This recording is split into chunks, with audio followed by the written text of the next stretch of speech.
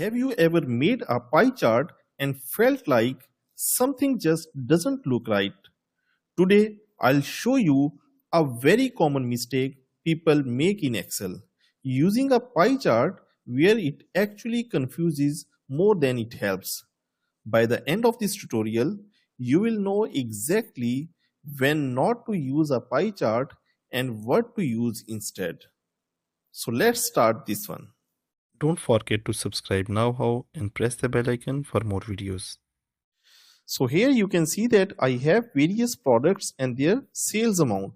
So let me first create a pie chart out of this one. I'm going to select this one. I'll go to the Insert tab and here I'll choose this pie chart. Now from this pie chart, I have a question for you. Can you tell me which product sold the most?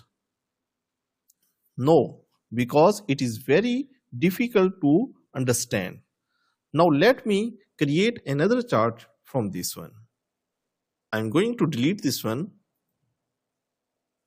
Again, I'm going to the Insert tab and this time I'll choose this bar chart.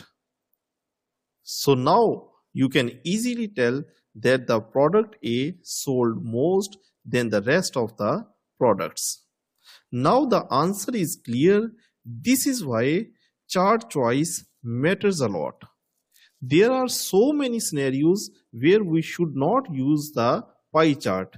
We should only use the pie chart where the categories are less and there is a distinct visible difference between the different categories.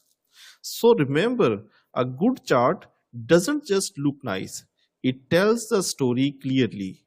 If this helped you understand chart selection better, hit like, share it with your friends who loves pie chart a little too much, and subscribe for more simple Excel tips.